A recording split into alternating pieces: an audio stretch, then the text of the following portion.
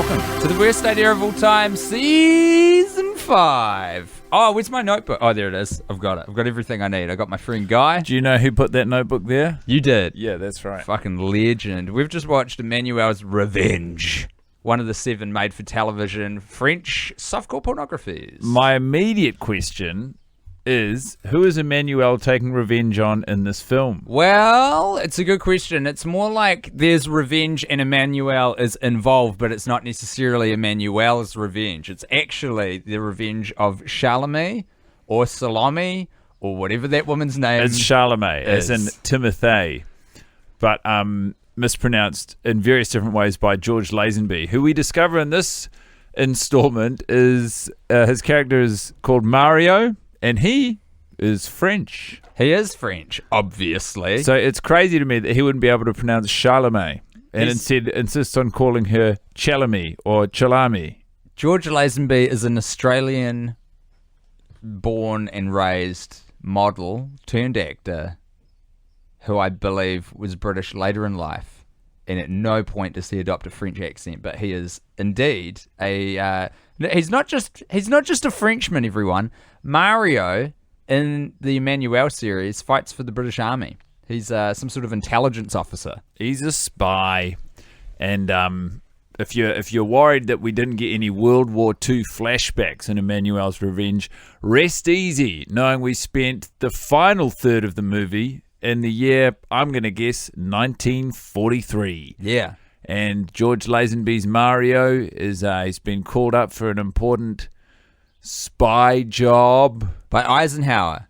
Oh, no, he's got to deliver messages to Eisenhower's personal assistant. In Washington. But I feel like we're jumping the gun here because that's the final third of the movie. Yeah, I'm just sort of look. I'm traipsing around the place. I'm picking up sort of shiny objects that were left on the ground by Fair the enough. film. I'm inspecting them. Yep. I'm turning them over. I'm putting them back down. Shiny object, Inspector. Shiny object, Inspector. I would say that Emmanuelle didn't take any revenge. I would say the revenge was actually Mario's or George Lazenby's in this film, where he finally, after at least 4.5 hours of listening to Emmanuelle rabbit on and on with her horny reminiscences, said, "Do you know what, actually?" Yeah, and a lot of those stories did not make any sense. He said, "Do you know what, Emmanuelle, you senile wench, I've got some fucking boned up anecdotes of my own." Yeah, hard out. And he wasn't lying either. He cracked out a fucking good yarn. And to Emmanuelle's credit, she sat back and listened. This is the first time that we've had Mario share one of his tales. It's also the first time that he's had a name. George Lazenby's name is Mario.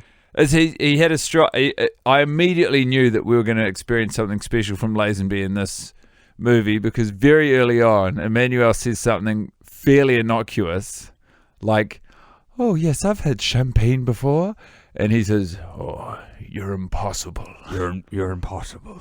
It's like George Lazenby's trying to do a Sean Connery. Yeah. But every time he says it, whenever he says something like, "You're impossible," or "You're incorrigible," it's always like her just sort of rattling. Oh, around. Emmanuelle, you're unbelievable. Exactly. This story is sensational. They're never sensational. But he always says they are. This is what makes him the perfect companion on a long flight. I would be asleep. For the entirety of the flight. Undoubtedly. Here's what I would do. I would go to my doctor, tell them I have anxiety about flight, and then they would prescribe some very strong sedatives for me to calm me down. I would take 2 of those, a glass of red wine. I'm out before takeoff. And You're out before takeoff. Well, do you remember that happened once when we went to Los Angeles the first time? Yeah. Do you remember that? I pretty much fucking fell asleep into my food tray or something, and I was knocked out for the entire flight, and I woke up feeling so well rested as we taxied into LAX. I always make it to after the dinner service. Yeah. I actually really miss flying, but what I wanted to say, Tim, is do you have a friend who is like Lazenby in this film, who is just like a phenomenal listener, and someone who you can sit them next to anyone at a dinner party or at an event, and they'll just sit there and they might be listening to some punisher just rattle off boring, innocuous details or stories, and they're just like, and they're fantastic, and they're an encouraging listener, and they smile at the right times, and they are genuinely engaged for whatever reason. There's some people who I've met recently who I think are like new friends, and there's one guy in particular I'm thinking of called Hugh, who's just he's got that energy to him. He seems genuinely enthused by any anecdote you bring his way, or anyone brings his way. I described him recently. Like Chloe and I were talking. Chloe's the person who I'm trying to get her elected. I'm helping out with her campaign, and we were talking about Hugh, and she said he's such a nice guy, and I said, yeah, he's got the soul of a tree, and she said, yeah, that's right, he does. He's just very calm, very kind of nurturing energy. Does he smile when you talk to him? Yeah, but not overly as well, you know? He'll give you good cues. My oldest friend, Jono, is one of the most incredibly encouraging listeners I've met. Really? Anything you tell him, he will receive with great enthusiasm and build upon. It is like the most remarkable trait, and it is something that you've correctly observed Lazenby possesses in his character as Mario. We should all try and foster that, because I think you've got that to an extent, not like supernaturally, not Hugh level, but I definitely think you've got that. You can... I can whatever ball and run but with I can also I mean I'm sure everyone tunes out, but sometimes someone will be talking. It's the extrovert introvert thing a little bit, I think. It's like, yeah, because a lot of people can have that ability, but it will tire them out. But for some people, it's their default position, and it almost energizes them to kind of just receive people's stories and run with it. I remember. I'm actually quite interested in like listening and ways to improve it, or ways to find value or interest in everyone, because it's pretty easy to just stay in your lane, or like, you know, if you meet someone who immediately presents as boring, to write them off. But I've always thought you just got to keep asking questions until you find the thing that they're really passionate about or interested in, because that's where every single person, like that's where sort of humanity converges, I think, where it's like they're passionate about licking envelopes in the same way I'm passionate about making people laugh or something. But it's like if you get them talking about how they found out they love licking envelopes, and like, you know, their best experience licking envelopes, and has it ever gone chaotically wrong? Yeah, it's like you're away because they're invested. And if someone is interested in what they're talking about, I mean, it's a cliche, but there's a much higher probability that it will be interesting to whoever's listening. Absolutely. I think that could solve a lot of problems to society, actually. If we were just like, yo, tell me about something you fucking love, man. Well, and we led with that rather than you've got that great joke you did last night about us insisting on asking athletes what they think about geopolitical situations and then hauling them over the coals when they get their answers slightly wrong. Yeah. That's not where they're spending their time. Ask them about sport. Yeah, ask them about how they learn to catch so good. Yeah. It's not. But we don't even I feel like we don't even do that, because whenever I see athletes, right, I tune out. I consider that boring, because it's always some sports commentator being like, you know, tell us about the current season and how the squad's going. And they've got to give a pseudo-political answer as well. Cause they do give very political answers. Like athletes, I think it's because they also, even within the like internally self-created political system of sports, if they speak out of turn, then they get raked over, you know, the insular coals that they have within that system. And so all of them give answers saying, well, you know, we tried our hardest, and also, you know, you will have noticed they tried their hardest, and it's just one of those games, I guess. There were two halves in this game. Everyone's going to do their best. And however, if the commentator or the announcer, whatever, like you've got a sweaty rugby player coming off the field post-match, and instead of asking, you know, how was the match for you, and getting some stock standard answer you've heard 50,000 times before, it's like, hey, why do you play rugby?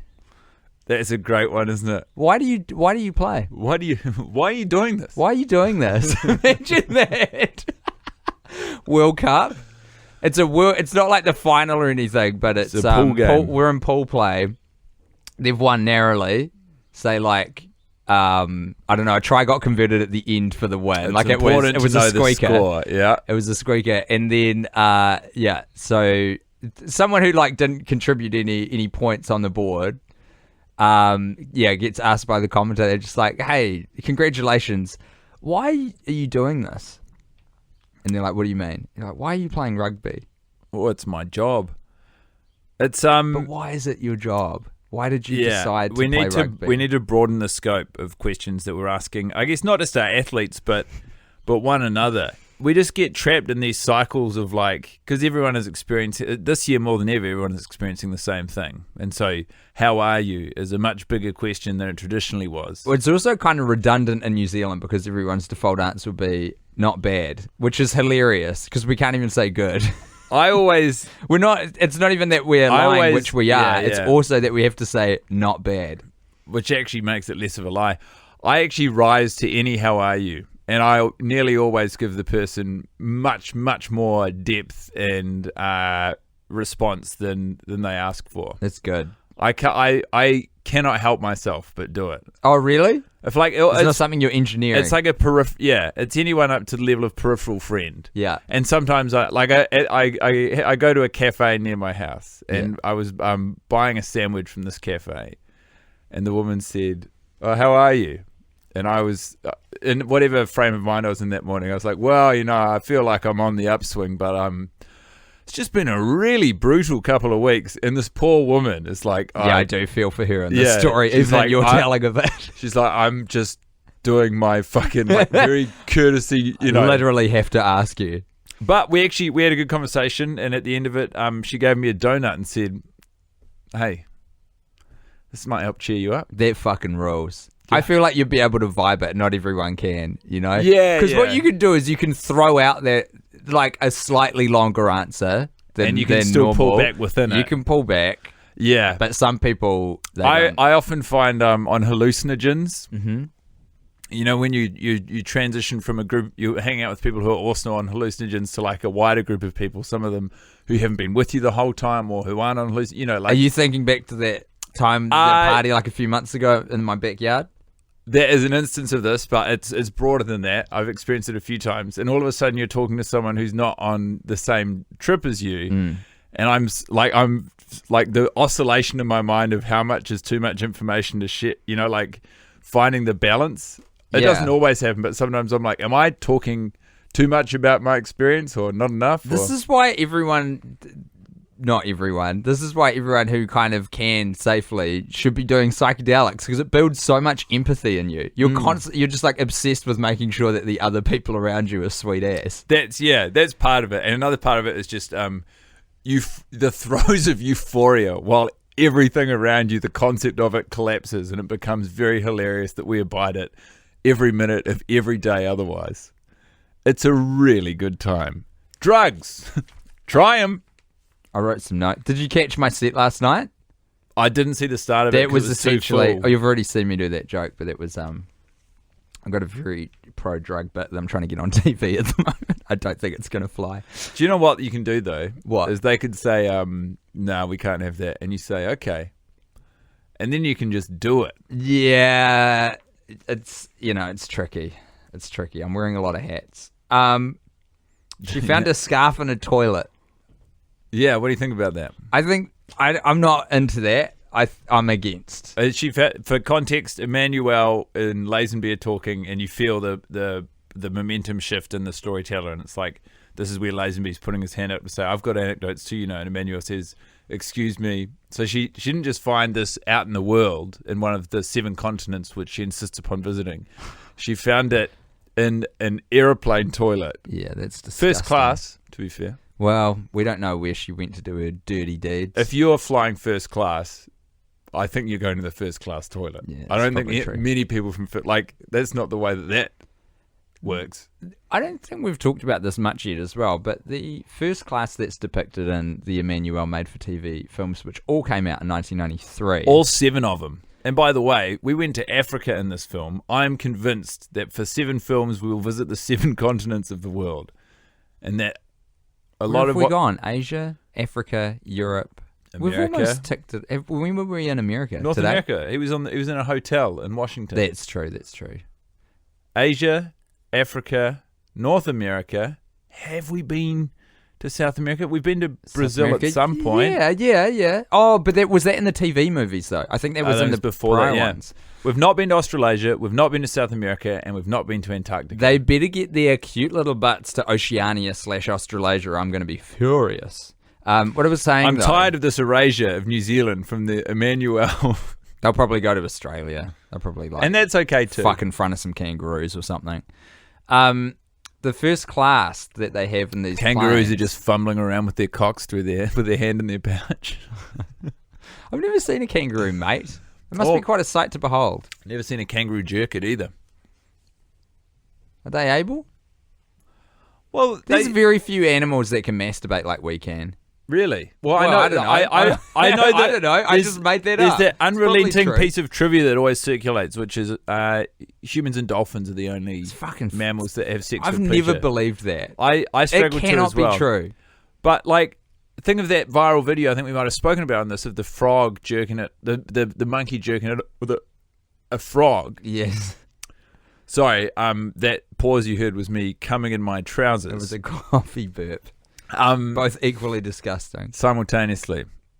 It's your version of a burp snart. Yeah. Coming and belching coffee at once. But I think a kangaroo might know how to masturbate. I like to think. I reckon we would have seen it more. I like to think all of God's creatures know how to get themselves off. I've spent a long time on the internet these past 20 years. I would have seen that by now. I would have seen a kangaroo masturbate. We are circling back to sexualizing kangaroos with surprising frequency in this series. I think this is the second time it's come up. And you brought it up the first time just because you're obsessed with those big jacked boys. Yeah, beautiful. With fucking massive arms. Kangaroo jack. More like kangaroo jerking off. Google.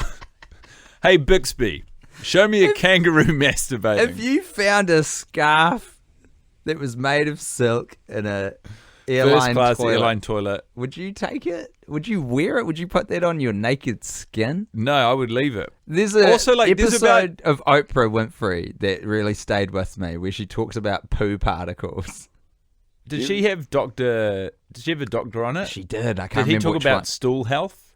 Oh, it might have been that episode, yeah. That sounds like a Dr. Oz thing. Yeah, and you want to have a... Is that guy disbarred or whatever? Like deregistered? You want to have your stool in an S shape. Dr. Oz is a piece of shit, eh? That guy's a fucking charlatan. What's he... This is the thing, man. No Everyone's like, Oprah is our savior. We should elect Oprah to be president. I don't know, man. She's enabled some pretty bad peeps. Dr. Oz is full of shit. He's basically the goop of, like, not as woo-woo or rich people. He was up to mischief with this most recent global pandemic. I think he got a bit caught out by COVID, which a lot of pseudo doctors did. Yeah, this is the thing. I also even actual doctors have struggled with it. So well, of course I don't know. The pseudo doctors are up against it. Yeah, that's true. That's true. I think he might be like a chiropractor or something, or an osteopath. Although I found out recently online, according to one person, so I really should check this before I go spouting. But so osteopaths in all basically other parts of the world, it's about like manipulating people's skeletal systems, their bones and stuff, especially your spine, to kind of bring you good health. And I'm very sorry if I'm missing out big parts of osteopathy. For your health. Yeah. But so everywhere else except America, you kind of like, you do a health science style degree, but you don't do like a medical degree in the same way that you would a doctor would. But you do, they use the title doctor, which some medical doctors take a bit of issue with. But in America, apparently, it's way more extensive. So, like, osteopaths actually get quite a lot of the whole medical background. Oh, I see. Because I was railing against the fact that, I'm not getting into it, it's too boring. There's chemtrails on the plane. That's cool. Haven't seen them in a while. What's the history of chemtrails? Well, Prince told everyone they were real, and then we were like, maybe. If Prince is into it, I'm into it. Truly? Seen Purple Rain? Prince is the guy who started that? It started for a lot of people, I think. I mean, everything I've heard, I first heard from Alex Jones.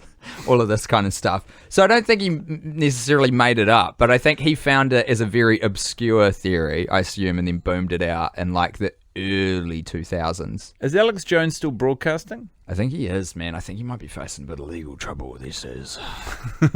I started following his wife on Twitter a while back. They were going through a very messy divorce. Really? Incredibly messy. That makes a lot of sense. Sure does. You were early on that. You were fascinated by him as a broadcaster before he went totally off the rails. So I've told this story, but I'll tell it again. I worked in breakfast radio for my first gig in radio. How are we going? Because you don't have a lot of time for this session. No, we're good. I've got time. I'm just checking. You keep talking. You know how you were telling me about the ideal listening partner and how they would sort of just absorb the story and egg you on? I got to say, looking at your watch just as I'm ramping into the start is the opposite. Wow, I'd feel worse about it if this has not happened to me countless times. Where I start telling something and you're like, oh, this is a good excuse to prepare my next statement. Oh, really? Yeah. Is that the vibe? No, I mean, I genuinely was checking because I was thinking we should probably discuss some of the movie, but we've got time for everything. So get going. Get gone. First professional gig in radio. I was doing breakfast radio, and it kind of turns your brain to mush because I was getting up at about 4:30 a.m., getting on my BMX, real cold. How old are you? 22, 22. Single 23? or in a relationship? Single. You must have been an icon. BMXing to your breakfast radio job at 22. Who is this guy? I was producing. I wasn't hosting or anything. On air? I was like, no, I was not an on-air producer. Okay. Yeah. I was producing for a broadcasting legend from this country who has sadly passed away called Kevin Black, who I think to this day and forevermore will hold the record as the highest paid broadcaster in Australasia ever, because he was like number one when radio was at its peak. What was he pulling down? I don't know.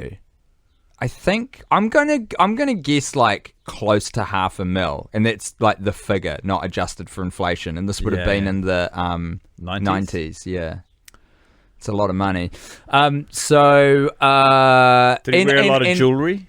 Nah. Did he wear fine shirts? No, pretty restrained with the shirts. He lived in a gated community in like kind of Epsom in Remuera. I would come home from the shift, so I would knock off at about noon, because we'd do the show and then I'd be doing prep for the next day's show, and I'd come home and my brain was just like fucked up. So I'd kind of go to sleep during the day, which really messes me up. I'm not someone who can nap very easily.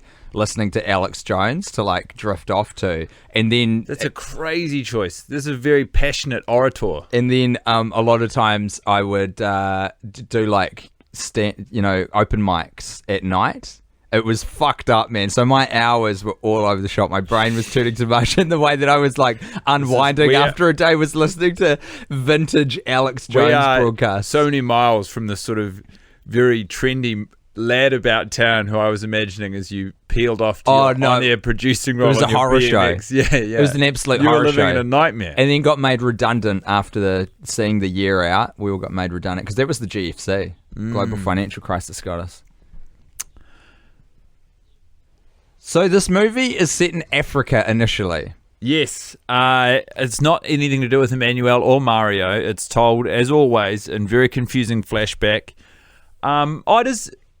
It's somewhat to do with Mario. Is he telling the story right out of the gates? He is. Yeah, he is, because it's his nephew who is the film director. Yeah, so I prefer calling him Lazenby to Mario, so I'll continue doing that. Lazenby kicks back and he says, I got to tell you about this time I was playing poker with this woman, Shalami, in Africa, in an unspecified part of Africa. And he's sitting in this sweltering pub, and this woman walks in and she says, do you know how to work a phone? Oh, sorry, can I just clarify something? So is Lazenby there?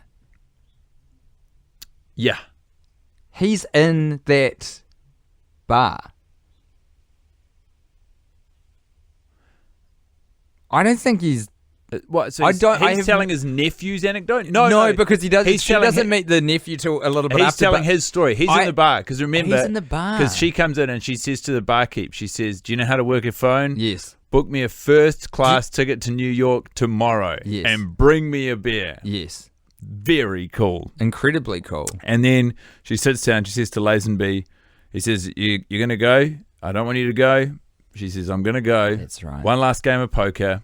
What are the stakes, What are the stakes? If she wins, a bag of diamonds. 1 whole pound of diamonds. If he wins, him and his brother get to fuck her right there and then. And they play poker. He wins. Yes, 2 pair with a queen kicker. Yeah. They enjoy the three of them enjoy a tremendously unhygienic, but what does look to be a thoroughly enjoyable good time on one of the bar tables. And then Lazenby's back he's sort of presumably chubbed up underneath his suit trousers while he talks to Emmanuelle. And just quickly as an aside, I'd like to say Sylvia Christel has been with us through all of the films in this franchise so far. It's incredible, like, the way that across these films and my relationship to her as a character, she's gone from being this, like, deeply erotic and sort of longed-after figure of virile, feminine sexuality, and now her and Lazenby are on level pegging, and it's pretty much just two senile figures on a first class flight. That's a bit harsh. Just reminiscing. She's very like matriarchal now, and you wouldn't dare kind of frame her in a sexual. No. Times have changed. Yeah. She would be a lot younger than Lazenby though, right? Like absolutely, but I think because all of their scenes are together, and they are purely. In terms of story, they're just there to frame every movie and exist in flashback. Yeah. But yeah, so they're back there, and Lazenby's all chubbed up, and he's saying, the craziest thing, she had a flush. She would have won. She would have won. She had the winning hand. She had a winning hand, and she said, "What have you got?" He showed his cards, and she said, "You win." Disrobed right then and there, and they had this fantastic looking sex. And Tim, you were saying, what the hell, man? Like, why it's a pound of diamonds. I mean, a pound of diamonds is worth a lot of money. And I said, well, that's not what she wanted. She wanted to have sex. But you're saying, yeah, but she could have had both. Yeah, exactly. The guys wanted to bone. She wanted to bone. I don't even know why they play poker. Just something to while away the hours, isn't it? It's sort of, otherwise it seems like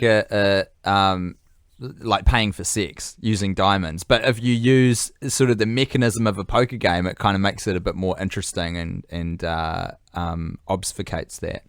Am I saying that word right? Probably not. Obfuscates. That's how I'd say it. Obfuscates. Tricky word. What do you mean? If the bag of diamonds is involved, it's like paying. I think it's like if you're playing and the stakes for one person is I guess she money didn't want the and diamonds. The stakes for the other person is sex. Yeah. That's the paying. Yeah. Anyway, I don't want to get held up on that because we've got to talk about James the butler. Yeah. So we open with this scene, and then this Charlemagne, she flies to New York and immediately goes to visit Lazenby's nephew, who's also the same age as Lazenby in this movie. Yeah.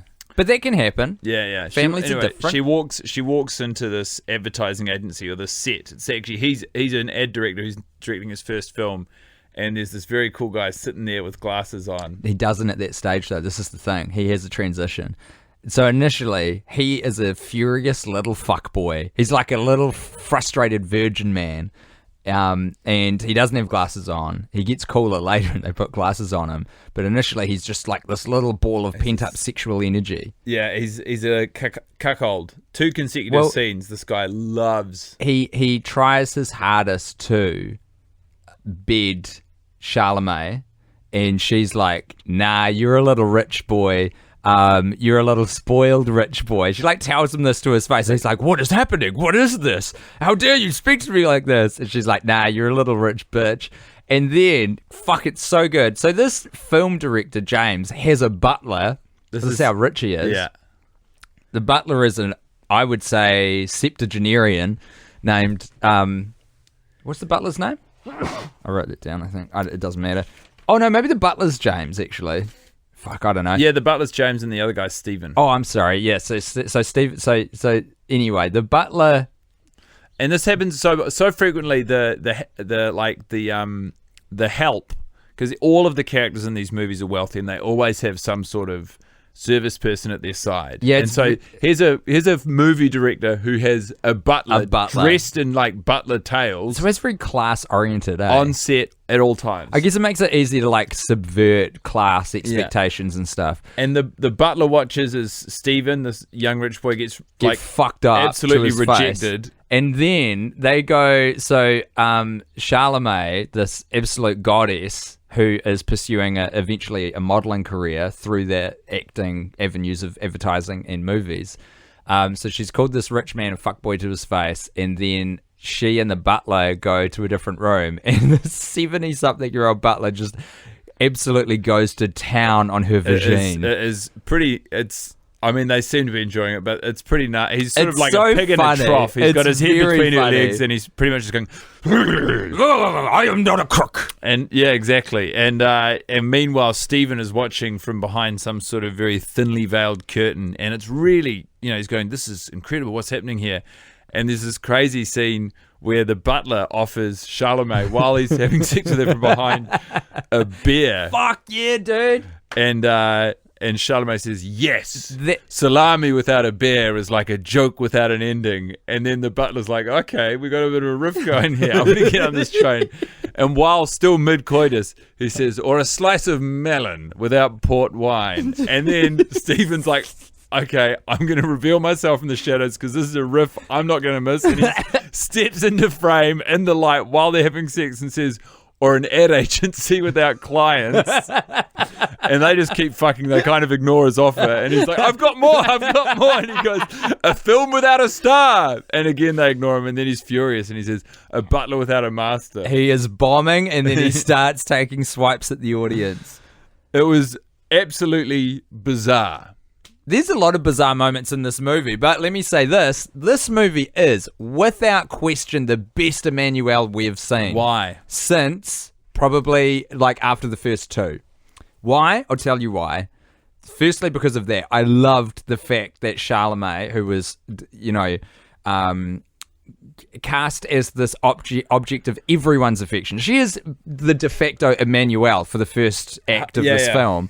And the butler gets to just fucking really nice. Get in with her. It and is really nice. I love that for both of them. I think it's so cool. I think that rules. Secondly, the phone sex scene is honestly the most successfully erotic scene in this franchise so far. Beautifully done. There are three distinct acts to this one. So the first one is Charlemagne. The second one is this ad director, Stephen, this sort of cuckolded ad director, is directing a feature film, and on the plane, Lazenby and Emmanuelle are talking, and he goes, well, it's actually about to play. Oh no, she says it's going to play, and he's like, already doing the aeroplane rounds. And then the screen comes down, and everyone on the plane is sobbing as they watch this World War II story. Oh, well, except we should get into Japanese Man on the Plane later. Yeah. Well, I mean, we haven't left ourselves a lot of runway to cover the incredible amount of ground this film covered. Do you know what? I think we just do a longer episode this time, and we just won't do the other stuff. When do you have to jet? We got time to get into this? Because I feel like this is important. We've got 7 minutes. Oh, that's not long. All right. We can do it. Take it away. So they watch this movie on a plane, which is directed by Stephen, the cuckolded movie director, who is Lazenby's nephew, bear in mind. And it turns out that the movie that he's directed is based on Lazenby's experiences in World War II. Pretty cool. So we see them watching the end of this movie, a film within a film on an airplane, and all of the women are crying. And this Japanese man, who Tim is pretty sure is God, who represents God, is just dozing. But he's like... He's up to heaps all the time. You don't see it, but there are always these pensive shots of him looking around very sort of coyly, all-knowing. So they watch it, and then Emmanuelle goes, wow, it was incredible. And Lazenby goes, well, it's not actually what happened. You want to know what really happened? Oh, and she goes, wow, it looks incredible. It's so crazy. He's like, wow, those guys are really good actors. It looked like they were in love. And Emmanuelle, who was on set at the time, for reasons unknown, is like, well, you'd think that, but it turns out they were deploying a technique called acting. And things were a little more tumultuous on the movie set than you'd realize. And so we then go into the world of the movie being made, and the two leads, the romantic leads, one of them, this British man who is portraying Lazenby, who remember is French, and the other, the romantic lead, is this woman, and they do not like one another. It's the final day on set. There's a rap, and he's relieved to be out of there. And the woman who's been playing the romantic lead is Susan, I believe her name is like in love with this guy, and this guy doesn't like her at all. And Susan deduces the only reason that this must be the case is because he's gay. Well, he also is gay. He went to a gay nightclub when they were all out.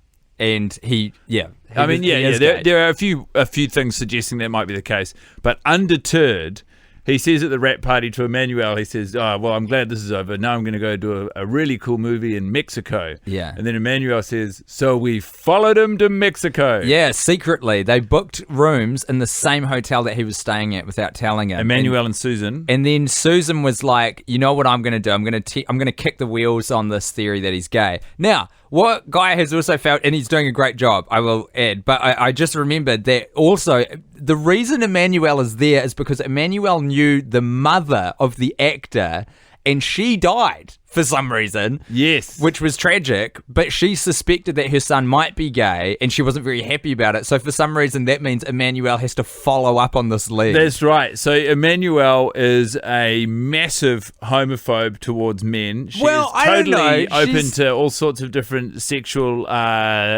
leanings. She's actually, when she talks about it, she's like not speaking in super judgmental terms, but she's like, look, the mum thought he was gay and she was not happy about it. She wanted him to be a ladies' man. Yeah, and so I had to go and see what was up. But the mum's dead. Yeah, and the mum's a homophobe, and Emmanuelle's like, so I'm gonna fucking follow this up for you.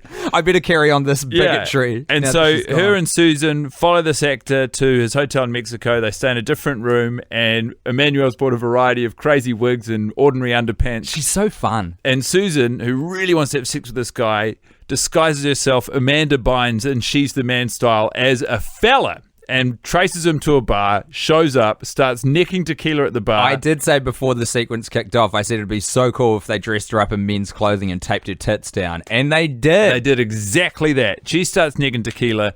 This actor also starts necking tequila. They go back to his place. They start hooking up. It's getting hot and heavy. She gives him a blowjob. Are wondering about the ethics of the situation because they're having relations under false pretenses. And also, there's an inevitable discovery here.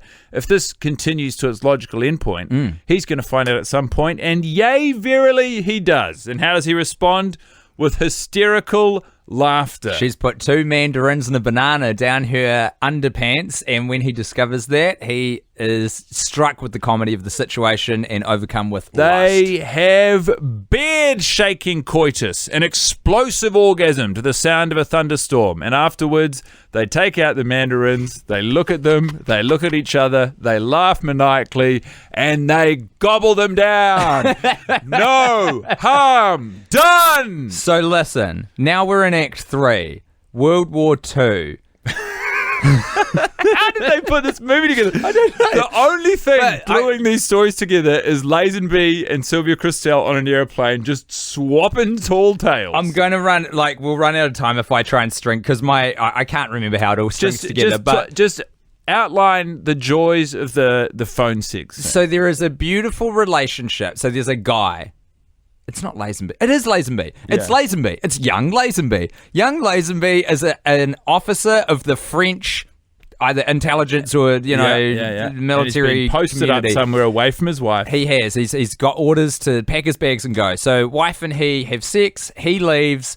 Now, while he is away, we find this out later, but I'll tell you now, spoiler, she fucks a bunch of women while he's away. So that makes what he's about to do more morally acceptable. But he didn't know. He didn't know at the time, but still. He was pushing a line. Listen, I got to get to it. Hold on. Yeah. So he develops a relationship with the phone operator. Remember, we're in the early 1940s, like the switchboard operator he's having to deal with to get these communiques back to his intelligence higher-ups.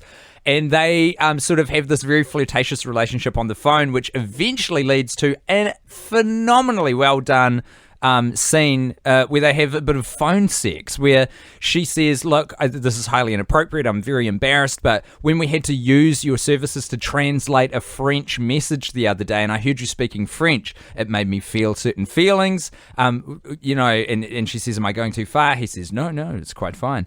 And then she asks him to say something in French, and he says, what would you like me to say? And she says, tell me something you would tell your wife. And he says, oh, how about I recite a French poem? Like I would say poem before we make love. And that's hot stuff. Even hearing you say this, it is all really, it is all, I don't want to say classy, but it sounds quite, romantic. It is. And in fact, I think it is. Before we leave, like he's cheating on his wife. That part is obviously no good, but it is it's very restrained. I think is why, because it is, you're watching these two people navigate this sort of they're tiptoeing around. It's the negotiation of consent as well. There's a really, a beautiful underplayed, understated back and forth that ends in... That's what was so sweet about it. They're both checking in with each other throughout, being like, is this okay? Is this okay? I've got to nip out, but she before ends up jacking off furiously to this French poem. You stated multiple times that you're a big fan of this scene. It's a triumph of cinema. It's a triumph of softcore pornography. And before I leave... I've just got a boner inspector you. Oh, yeah? I like uncross my legs like you're going to have a look at my penis. Oh, sorry, I mean boner patrol you. Yeah. As the boner inspector. Yeah, I didn't get a boner in this movie. Neither did I. But God damn it, I wanted to. Thank you so much for listening, everybody. Have a wonderful day.